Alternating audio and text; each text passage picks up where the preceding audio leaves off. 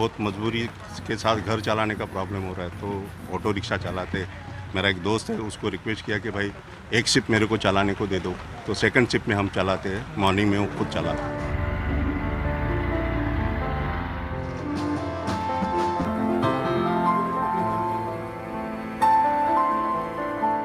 मैंने खुद ने तो अपना बीवी का मंगलसूत्र बेचा है, और मेरे कितने सारे दोस्तों ने अपने बीवियों के मंगलसूत्र, अंगूठी, इतना था जेवर जो भी कमाया था हम लोग ने इतने 30-40 साल में, वो आज बेच बाच के अपना अपना गुजारा कर रहे हैं, दवाई के पैसे जुटा रहे हैं।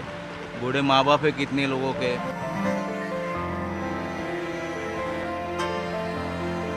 मेरी डॉटर 12th में है, एक मेरा लड़का 12th में है, एक 7th में है। सबको मैंने ये साल ड्रॉप आउट किया सर, ये साल, क्योंकि I can not afford to pay sir.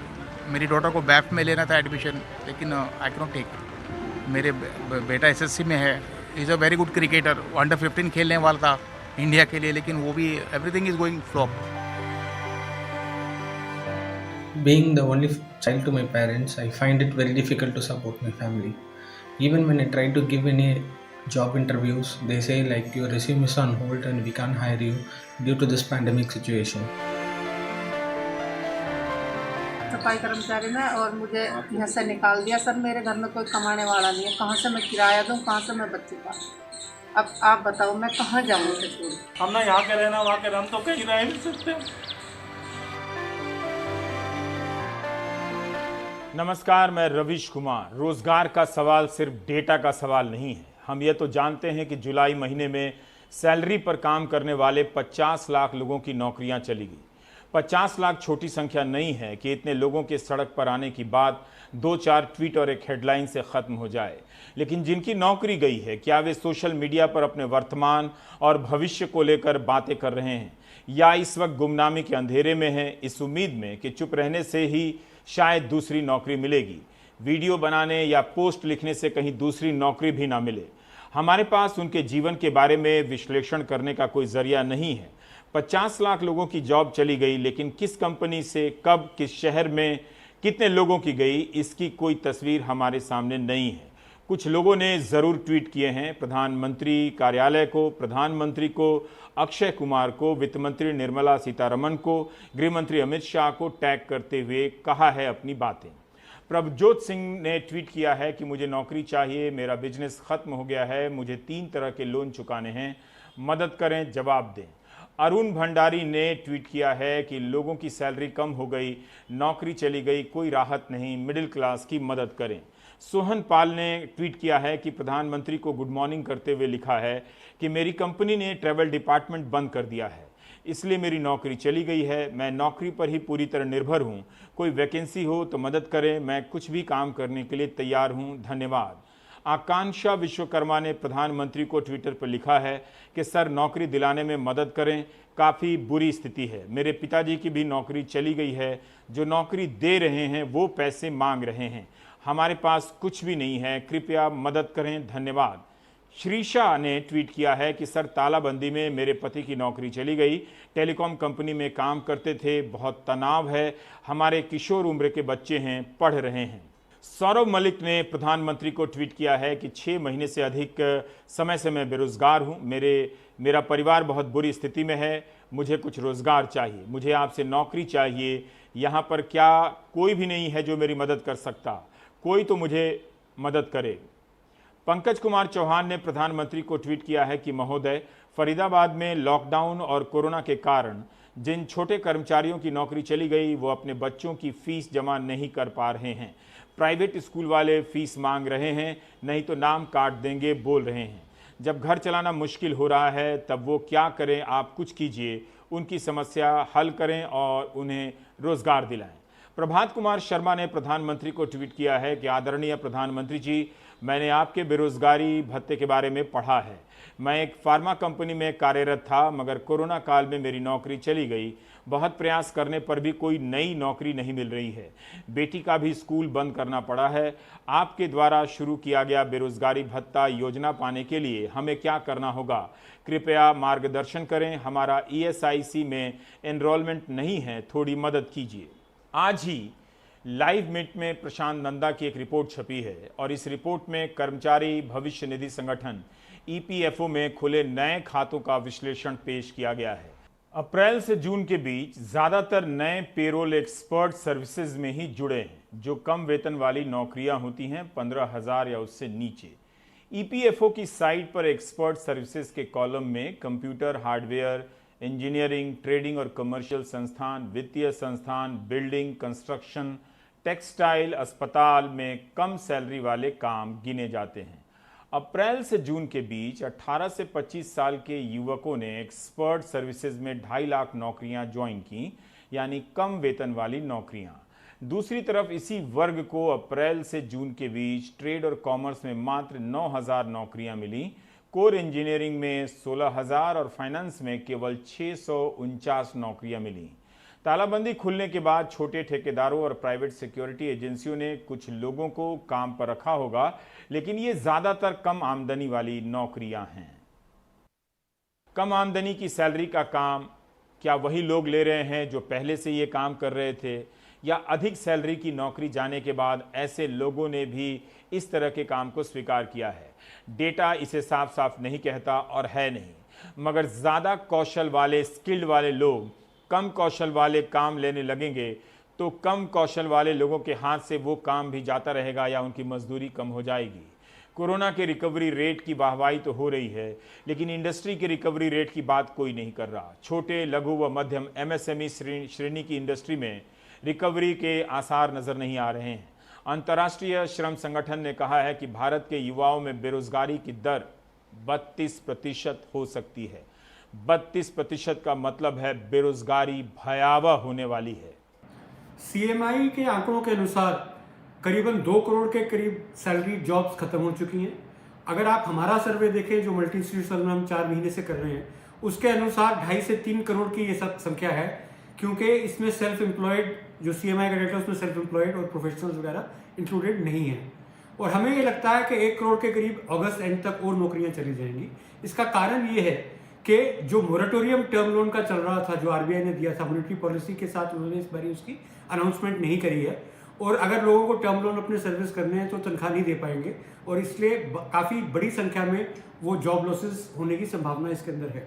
अगर आप बड़े बड़े बैंकर्स की सुने, दीपक पारिक जी बोल रहे हैं, उदय कोटक जी बोल रहे हैं कि एक बारी रिस्ट्रक्चर होने दीजिए, जिसको मरना है मरने दीजिए, बट उसमें जो उसकी सोशल कॉस्ट है उसको कौन पे करेगा, इसके बारे में कोई नहीं सोच रहा है। और उसके ऊपर जितने फैमिलीज के ऊपर इम्पैक्ट पड़ेगा, अगर 2.5 करोड़ 3 करोड़ लोग, अगर आप 5 आदमी भी ले लें फैमिली, तो 15 करोड़ हिंदुस्तानी ऐसे हैं जिनको खाने के लिए कहाँ है, ईएमआई कहाँ से आएगी, बच्चों के स्कूल की फीस कहाँ से आएगी, वो नहीं है। माना जाता है कि छोटे, लघु व मझोले सेक्टर में 11 करोड़ लोग काम करते हैं। अगर इस सेक्टर में रिकवरी नहीं है तो फिर अंदाज़ा लगा सकते हैं, और 4 करोड़ नौकरियां चली जाएं तो क्या हाल होगा। अच्छी नौकरियों के दिन भी चले गए हैं, कब वापस आएंगे इसे लेकर कोई ठीक भविष्यवाणी नहीं कर सकता। हिंदी मीडिया और अखबारों में नौकरियों को लेकर क्या कुछ छप रहा है या दिखाया जा रहा है, आप दर्शकों को मुझसे ज़्यादा पता होगा, लेकिन अगस्त महीने में ही रोजगार को लेकर अलग अलग जगहों पर क्या छपा है इसे देखना चाहिए। 15 अगस्त की रिपोर्ट है मनी कंट्रोल पर, एम सरस्वती की। मनी कंट्रोल ने इंडस्ट्री के आधार पर डेटा जमा किया है और रिपोर्ट बनाई है, जिससे पता चलता है कि 24 मार्च की तालाबंदी के बाद से 1 करोड़ से अधिक नौकरियां चली गई हैं। उदारीकरण के बाद इस तादाद में कभी नौकरियां नहीं गई थीं। यहां तक कि 2009 के वित्तीय संकट के दौरान भी पूरे भारत में 50 लाख नौकरियां गई थीं करीब। हर सेक्टर में बड़े पैमाने पर नौकरियां जा रही हैं। इस रिपोर्ट के अनुसार ज़्यादातर सेक्टर में 1 लाख से लेकर 10 लाख लोगों की नौकरियां गई हैं।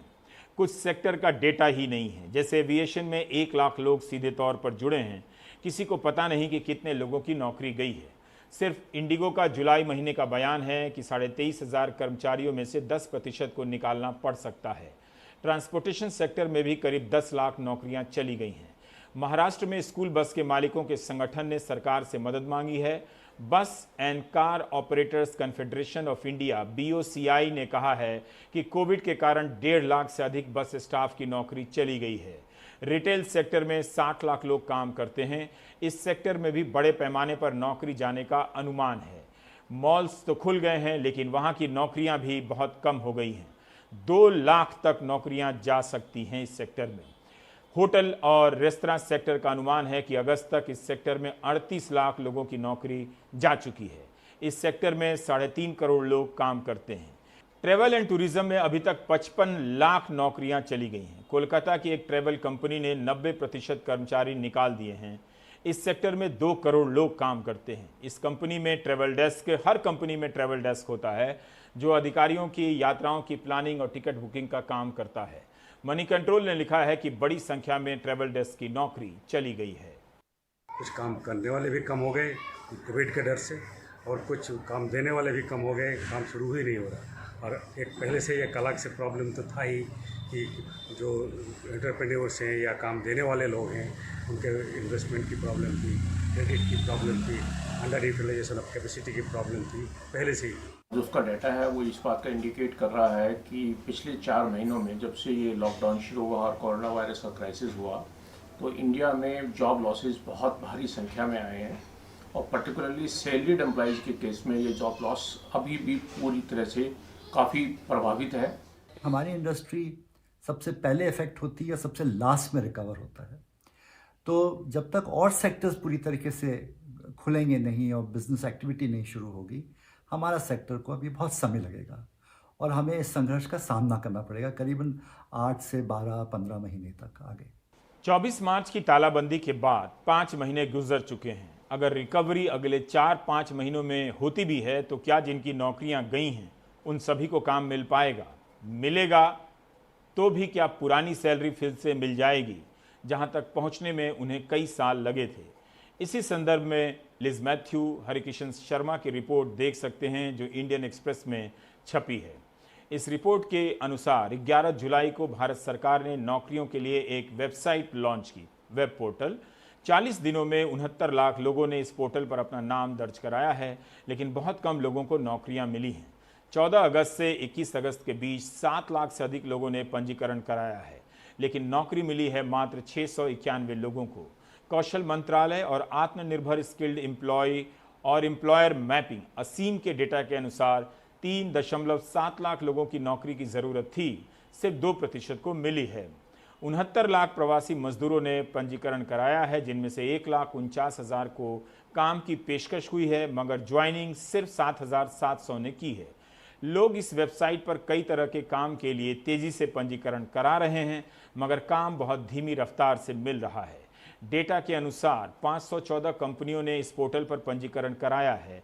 इनमें से 443 कंपनियों ने 2,92,000 नौकरियों की सूचना दी है, लेकिन सिर्फ 1,49,000 लोगों को ही नौकरी की पेशकश हुई है। काम के लिए लोगों को खोजने वाली कंपनियों की संख्या के पंजीकरण में भी तेजी नहीं आ रही है। भारत सरकार के पोर्टल पर 600 कंपनियों का भी पंजीकरण नहीं हुआ है, लेकिन दिल्ली के रोजगार मंत्री के दावे के अनुसार दिल्ली सरकार के जॉब पोर्टल पर 6,000 कंपनियों ने विज्ञापन दिए हैं। 10 लाख जॉब की पेशकश हुई है, जबकि भारत सरकार के पोर्टल पर 3 लाख जॉब की भी पेशकश नहीं हुई है। मंत्री गोपाल राय ने कहा है कि जब से पोर्टल लॉन्च हुआ है तब से कुल मिलाकर 22 लाख नौकरियों का विज्ञापन मिला है। सरकार ने इसे वेरीफाई करने के लिए एक टास्क फोर्स का गठन किया है। लगभग 8,60,000 लोगों ने नौकरी के लिए आवेदन किया है। क्या वाकई ऐसा है कि 22 लाख काम का विज्ञापन हुआ है और काम मांगने वाले 9 लाख से भी कम हैं? तो फिर भारत सरकार के पोर्टल पर स्थिति एकदम उलट नजर क्यों आती है? दिल्ली के जॉब पोर्टल में अगर कोई रजिस्ट्रेशन करवाना चाहता है तो सबसे पहले jobs.delhi.gov.in कर साइट पर जाना पड़ेगा। इस साइट में जिन्हें नौकरी चाहिए और जो नौकरी देना चाहते हैं, दोनों के लिए पंजीकरण करने का विकल्प है। रजिस्ट्रेशन के प्रोसेस में यानी प्रक्रिया में सबसे पहले मोबाइल नंबर डालना है और फिर मोबाइल पर एक OTP आएगा।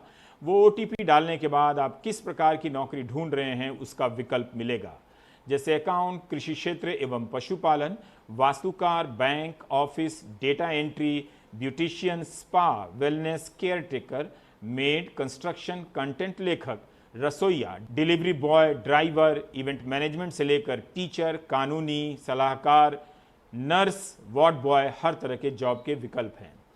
आपकी योग्यता और रुचि के हिसाब से आपको अपना डिटेल भरना पड़ेगा। एक बार डिटेल भर देने के बाद जहां जहां वैकेंसी है उसकी डिटेल आ जाएगी। आप सुविधा के हिसाब से वहां आवेदन कर सकते हैं। अलग अलग रिपोर्ट की यही दिशा है कि नौकरियों के मिलने के मामले में रिकवरी होती नहीं दिख रही है, धीमी से भी कम गति है। इसका डेटा ही नहीं है कि जिन लोगों को काम मिला है वे लोग तालाबंदी से पहले कितनी मजदूरी या सैलरी पर काम कर रहे थे। इससे पता चलता कम से कम कि सैलरी या मजदूरी में कितनी कमी आई है। एक तीसरी रिपोर्ट है centre for monitoring Indian economy CMIE की, जिसकी काफ़ी चर्चा है। इस रिपोर्ट के अनुसार अप्रैल में 1,77,00,000 वेतनभोगी कर्मचारियों की नौकरी चली गई। मई में 1 लाख वेतनभोगी कर्मचारियों की और नौकरी चली गई, लेकिन जून में करीब 40 लाख नौकरियां वापस भी आ जाती हैं। मगर जुलाई महीने में 50 लाख वेतनभोगी कर्मचारियों की नौकरी चली जाती है। CMIE के डेटा के अनुसार अप्रैल से जुलाई के बीच 1,89,00,000 लोगों की नौकरियां गई हैं। ये लोग नियमित सैलरी पर काम करने वाले लोग थे। आमतौर पर छोटे काम पहले ख़त्म होते हैं जो ठेके पर होते हैं, मगर ये डेटा बता रहा है कि स्थायी रूप से काम पर भी गहरा असर पड़ा है। मिडिल क्लास भले चीख चिल्ला नहीं रहा है, लेकिन इसका मतलब नहीं कि वह तकलीफ में नहीं है। हमारे साथ CMIE के महेश व्यास हैं बात करने के लिए। महेश व्यास जी, जब आपने ये कहा कि कई करोड़ लोगों की नौकरियां गई हैं शुरुआती दौर में, और वो नौकरियां ज़्यादातर कम सैलरी वाली थी, पेरोल वाली नहीं थी, कॉन्ट्रैक्ट की थी, तब लोगों का कम ध्यान गया। और जैसे ही आपने ये बताया कि 50 लाख सैलरीड क्लास की नौकरी जुलाई में गई है, यानी जो अप्रैल में गई थी वो जुलाई तक भी वापस नहीं आई है, जो भी इसका आकलन हो, काफ़ी हंगामा मचता है। ये आप बता सकते हैं कि इस पे काफ़ी ज़ोर पड़ा 50 लाख पर, लेकिन उन छोटी नौकरियों की जिनकी बात आपने पहले की थी, उनकी क्या स्थिति है इस वक्त? फिर हम 50 लाख के बारे में भी आप बताइए। आपका ये जो ऑब्जर्वेशन है, जो आपने नोट किया है कि जब मैंने कहा था, जब हमारे आंकड़ों ने बताया था कि भारी मात्रा में लोगों की नौकरियां गई है अप्रैल के महीने में, जब 12 करोड़ नौकरियां गई थी, तब जितना हंगामा मचा था उतना ही हंगामा अब मच रहा है जब हमने कहा कि 50 लाख सैलरीड क्लास के लोगों की नौकरियां गई है। तो इसका मतलब ये है कि जो लोग व्हाट्सएप पर न्यूज़ देखते हैं, जो लोग सोशल मीडिया पर ज़्यादा रहते हैं, जो लोग स्टोर ज़्यादा करते हैं, उन्हें सैलरीड जॉब्स को लेकर के चिंता ज़्यादा होती है। और जो ठेले चलाते हैं, जो वैसे काम करते हैं, जो सैलरी जॉब वाले नहीं हैं, उनके बारे में शोर कम होता है। ये कोई बहुत अच्छी बात नहीं है, लेकिन ये वास्तविकता है कि जो सैलरी क्लास के लोग हैं, उनकी आवाज़ ज़्यादा होती है, ज़्यादा बुलंद होती है, उनकी आवाज़ ज़्यादा सुनाई देती है, और जो आम लोग हैं उनकी आवाज़ें कम सुनाई देती है। तो आपका ये ऑब्जर्वेशन बिल्कुल सही है। हमने उसी प्रकार से नंबर्स पेश किए हैं जैसे पहले पेश किए, लेकिन इस बार उसका असर कुछ ज़्यादा नज़र आ रहा है। तो पहले हम उन्हीं की बात कर लेते हैं कि जो ठेला चलाते हैं और जो घरों में काम करती हैं, या फिर जो चाट की दुकान पे काम कर रहा है, या फिर जो ड्राई क्लीनर्स के यहाँ काम कर रहा है, वैसे लोगों की नौकरियों की वापसी हो पाई है क्या? उनकी रिकवरी किस तरह से है सर? तो उनकी रिकवरी काफ़ी अच्छी हुई, मतलब कि उनको नौकरियां वापस मिली है या उनको रोजगार वापस मिला है। नौकरी तो उनके पास होती नहीं है, रोजगार है मतलब कि वो ठेला चलाते हैं, किसी की नौकरी तो करते नहीं है, या कहीं पर कोई छोटा मोटा व्यापार करते हैं, तो वो नौकरी नहीं बनी, लेकिन एक प्रकार का रोजगार है जो अनऑर्गेनाइज सेक्टर का है और इनफॉर्मल के रूप में रहता है वो। तो उसमें क्या होता है कि आपकी नौकरी असलियत में गई नहीं थी, आपको काम करने से रोक दिया गया था। अब जब वो काम करने की रुकावट निकाल दी है, तो आप दोबारा काम पर लग सकते हैं, आप दोबारा अपना ठेला चला सकते हैं, या दोबारा आप जो आप माल ढोते थे वो आप फिर से ढो सकते हैं। तो ये बात वो है कि आपने दोबारा अपने कमठे पर लग गए। तो वहां पर वेतन कितना मिलता है उसकी चर्चा नहीं हो रही, वो वेतन शायद बहुत कम मिल रहा है क्योंकि उतना काम आज है नहीं जितना पहले हुआ करता था। वैसे ही जो खेतों में काम करते हैं, एग्रीकल्चरल लेबरर्स जो हैं, उनको अपना रोजगार दोबारा मिल गया है। रोज डेली वेजेस के हिसाब से उनका काम चल रहा है। खरीफ की सोइंग काफी अच्छी रही है, मनरेगा में भी काफी काम मिल रहा है। तो ये जो इनफॉर्मल जॉब्स हैं वो वापस आ गए हैं और वहां पर मेरे हिसाब से राहत मिली है। जो कुछ भी नहीं था, जहां पर कोई रोजगार नहीं था, कोई किसी प्रकार की आमदनी नहीं थी, वहां पर अब कुछ तो बन रहा है। छोटा ही बन रहा हो लेकिन कुछ तो बन रहा है और ये काफी मात्रा में लोग हैं। तो 9 करोड़ के आसपास की नौकरियां गई थी अप्रैल में इनकी और ये कम होकर के अब काफी कम हो गई है। 1 करोड़ के आसपास ही बचा है, 1 करोड़ से भी कम बचा है इनका, जो मेरे ख्याल से 50 लाख के आसपास की ही नौकरी इनकी बची है। बाकी लेकिन वापस उनकी आ गई। आमदनी वापस नहीं आई है, चाहे वो दिहाड़ी ही कमाते हो, उनकी आमदनी उस तादाद में, आप कह भी रहे हैं कि काम भले लौट गया हो या उसके अवसर खुल गए हो, मगर आमदनी उनकी उतनी, अगर 4,000 कमाते थे तो हो सकता है कि वो 1,000 कमा रहे हो इस वक्त। बिल्कुल। तो आमदनी उनकी बिल्कुल कम हुई है और काफी कम हुई है। हमने लोगों से पूछा है कि क्या तुम्हारी जो आमदनी है वो पहले के मुकाबले कम है कि नहीं, तो 80% लोगों ने कहा कि कम। लेकिन कितनी कम है ये अगले महीने पता करेंगे हम। नंबर्स इकट्ठे हो रहे हैं लेकिन इसमें जरा वक्त लगता है वेतन जोड़ने में, तो सितंबर के बीच में हम इसके बारे में बता सकेंगे। लेकिन ये बात तो निश्चित है कि वेतन कम हुआ है, आमदनी बिल्कुल कम हुई। और अब 50 लाख जिनकी नौकरियां गई हैं, जो सैलरीड लोग हैं, उनकी बात करते हैं। इनका क्या है कि अगर कोई सैलरीड क्लास का व्यक्ति है तो उसकी नौकरी उतनी तुरंत नहीं जाती है या उसको नौकरी जाने का एहसास नहीं होता है। एक आशा रहती है कि मालिक ने कुछ कहा नहीं है लेकिन हो सकता है कल बुला ले।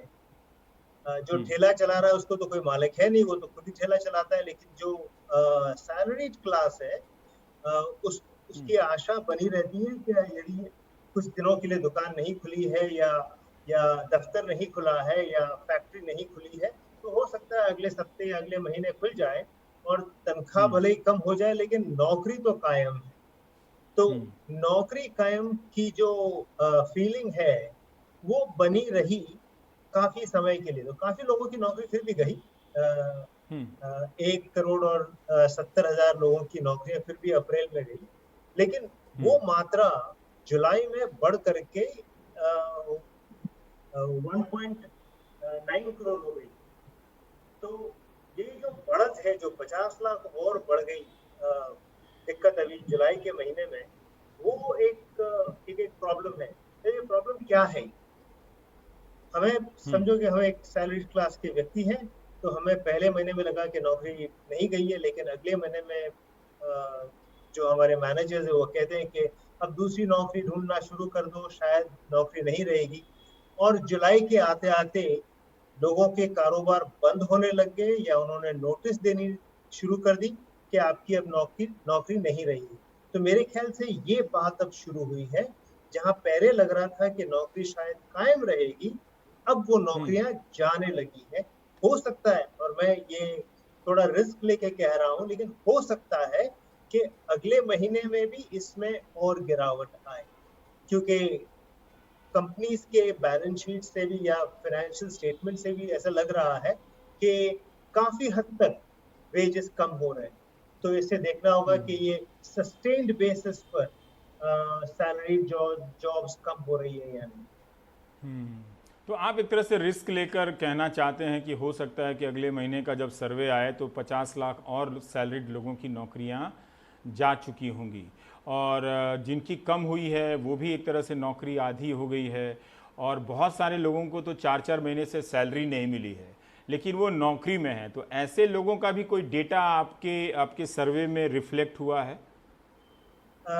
डेटा कलेक्ट हो रहा है लेकिन अच्छा। उसका अभी तक एनालिसिस नहीं हुआ है, क्योंकि उसके लिए सैंपल जरा ज्यादा लगता है, ज्यादा वक्त भी लगता है उसके लिए। तो अगले महीने तक, अप्रैल में क्या हुआ था ये हम बता पाएंगे। हमें 4 महीने लगते हैं इस डेटा को कलेक्ट करने के लिए। तो सितंबर में हम अप्रैल के बारे में बता पाएंगे कि ऐसे कितने लोग हैं जिनके पास नौकरी है लेकिन वेतन नहीं। अच्छा, और मैं ये भी जानना चाह रहा हूँ कि जो ये 50 लाख लोगों की नौकरी गई है, जो सैलरीड लोग हैं, आमतौर पे देखा जाता है कि जो ज़्यादा सीनियर होता है उसमें से छटनी हो जाती है। एज वाइज उम्र के आधार पर इसका कुछ इंडिकेशन मिला है क्या? एज वाइज ये नजर आ रहा है कि जिनकी उम्र 40 से ज्यादा है उनकी नौकरियां नहीं जा रही, लेकिन जो 40 से कम है उनकी नौकरियां जा रही है। जो अपने 20s में है उनकी नौकरियां सबसे ज्यादा जा रही है।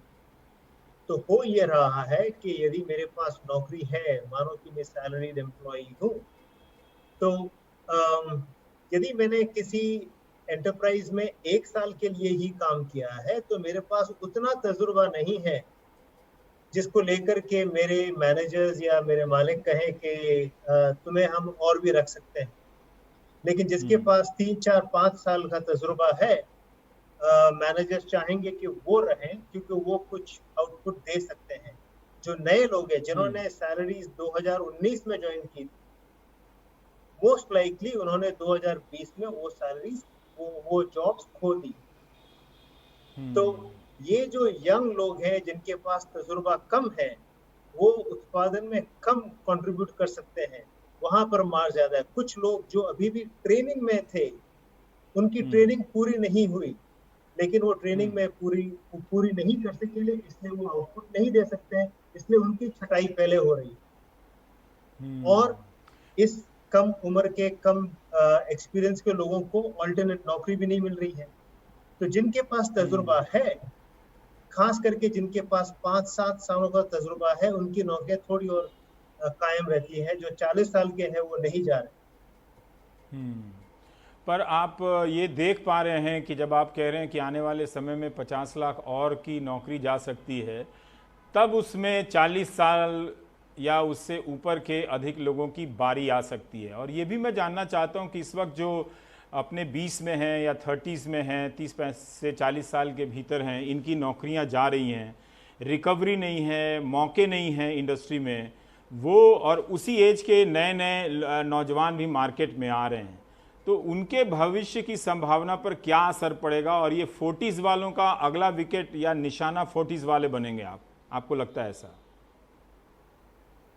यदि कोई कारोबार ठप हो जाता है, बंद हो जाता है, पूरी तरह से बंद हो जाता है, तो उसके अंदर चाहे आपकी उम्र 40, 50, 60 की हो या आपकी 20, 25, 30 साल की हो, सबकी नौकरी चली जाती है। तो ये तो हो रहा है, इसलिए एग्रीगेट बेसिस पर तो जॉब्स नहीं आ रहे हैं, तो सबकी नौकरियां जा रही है उस प्रकार से। लेकिन जो एडिशनल जॉब्स आया करती है यूजुअली, जो नई कंपनीज आती है, और वही है बेसिस के जब लोग रिटायर होते हैं उनका रिप्लेसमेंट तो यंगस्टर्स के साथ ही होता है ना, तो वो बिल्कुल भी नहीं हो रहा है। लोग रिटायर हो रहे हैं, कुछ जहां कारोबार बंद हो रहा है, सबकी नौकरियां जा रही है। लेकिन जो एक दरवाजा खुला था यंगस्टर्स के लिए, नया कारोबार शुरू होता है या कोई एक्सपेंशन होता है, वहां पर यंगस्टर्स को मौका मिलता है लेबर मार्केट में एंटर करने के लिए, वो दरवाजा अभी बिल्कुल भी बंद है। तो इसीलिए लोग 20s में प्रवेश कर रहे हैं लेकिन नौकरी नहीं मिल रही है, इसलिए उनका अनएम्प्लॉयमेंट रेट ज्यादा आ रहा है, उनका इन्वॉल्वमेंट लेबर मार्केट्स में कम नजर आ रहा है। सो नौकरी सबकी जा रही है, लेकिन अगर कारोबार ठप हुआ तो सबकी नौकरी जाएगी, वरना जो सीनियर्स है उनकी नौकरियां कायम रहेगी और जूनियर्स अंदर नहीं आ पाएंगे।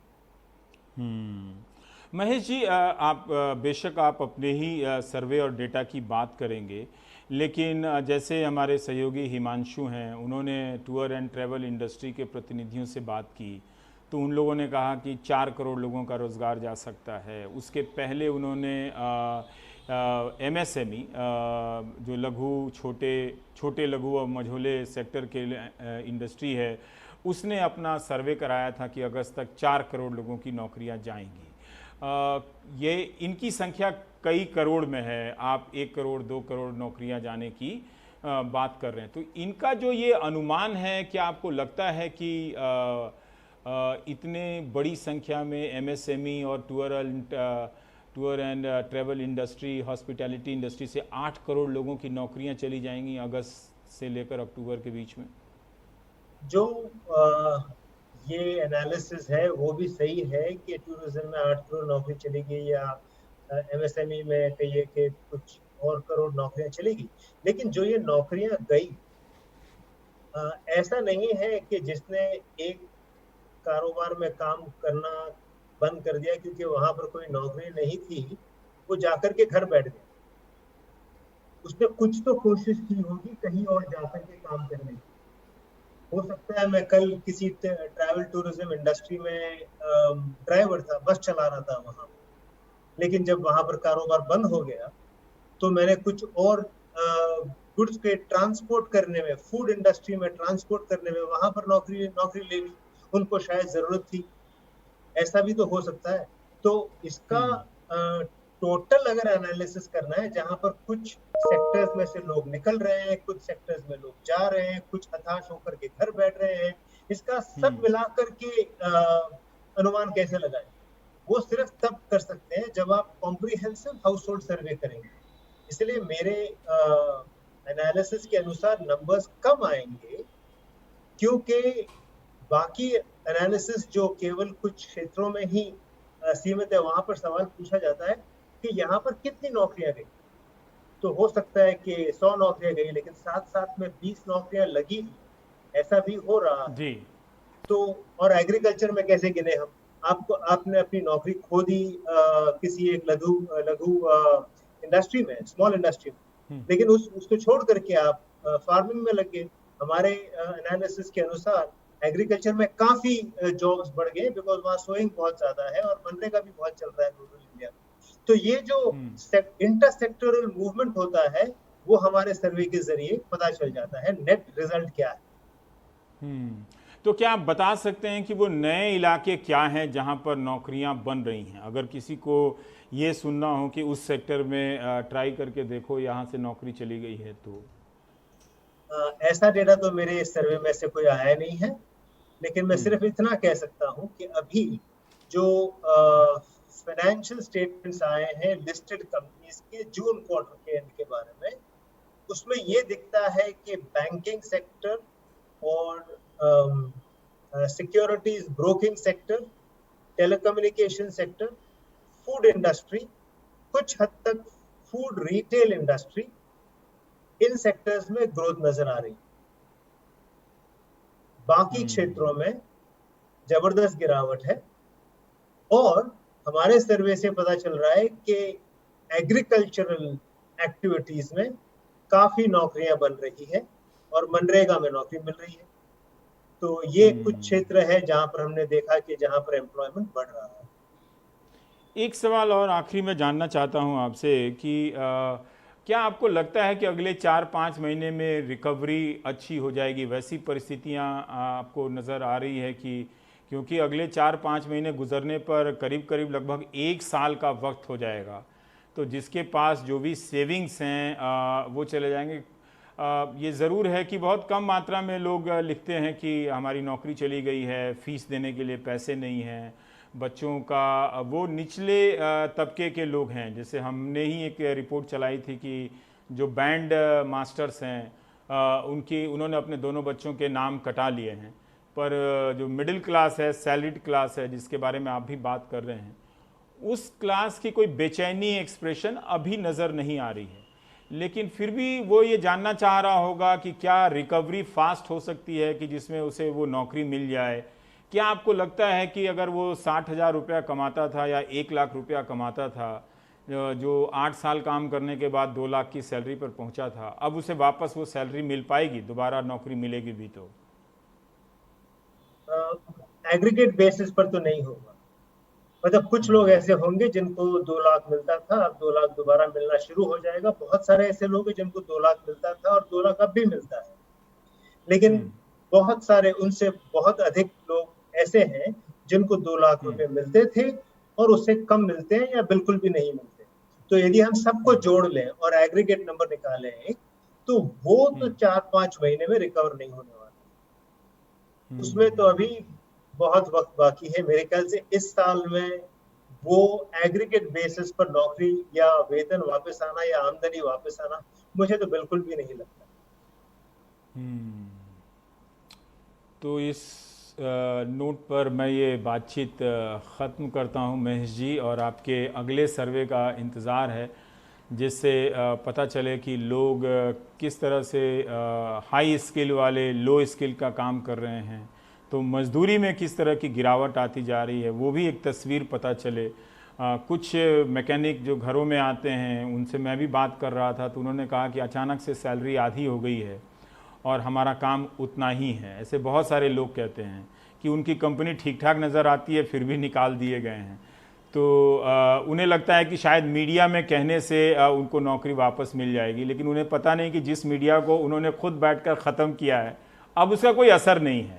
तो हम सिर्फ सूचनाओं और रिकॉर्ड के लिए ये बातचीत कर रहे हैं कि ये सब जो आपने मीडिया संसार का जो तमाशा देखा, जिसमें आप सब की भी सक्रिय निष्क्रिय भागीदारी रही, तो वो जब समाप्त हुआ तो अब वो आपके काम का नहीं है। तो आपकी नौकरी इस मीडिया के ज़रिए वापस नहीं आ सकती। हाँ, ज़रूर बात करने से हो सकता है कि नेताओं पर दबाव पड़े और इसके कोई प्रमाण नज़र आते नहीं हैं, लेकिन आप सबकी नौकरी इन 4 महीनों में गई है, किस मनस्थिति से आप गुजरे हैं, इसका ब्यौरा अगर आप लिखें कहीं, बताएं कहीं, दर्ज करें कि किस तरह से आपने अपने खर्चों को, अपने जीवन शैली को बदला है, क्या किया है, ये ज़रा सामने आना चाहिए, जिससे एक समय के इस समय का एक सामाजिक दस्तावेज़, आर्थिक दस्तावेज़ हमारे सामने मौजूद हो। बहुत बहुत शुक्रिया महेश व्यास जी, नौकरियों की स्थिति पर हमसे बात करने के लिए। ब्रेक के बाद कुछ और खबरें।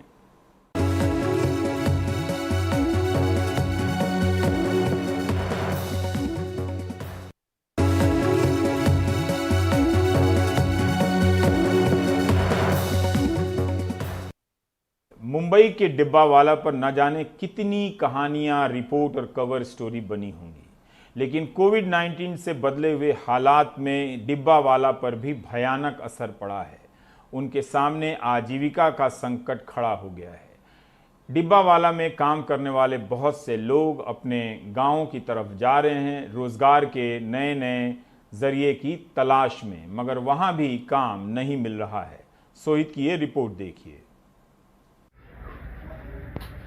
नितिन सावंत 20 वर्षों से डब्बे वालों से जुड़े हैं, पर कोरोना की वजह से इन पर लॉकडाउन का असर इस तरह से पड़ा कि अब वो दादर के सब्जी बाजार में सामान ढोने का काम करते हैं और घर आकर अपनी पत्नी के काम में हाथ बटाते हैं।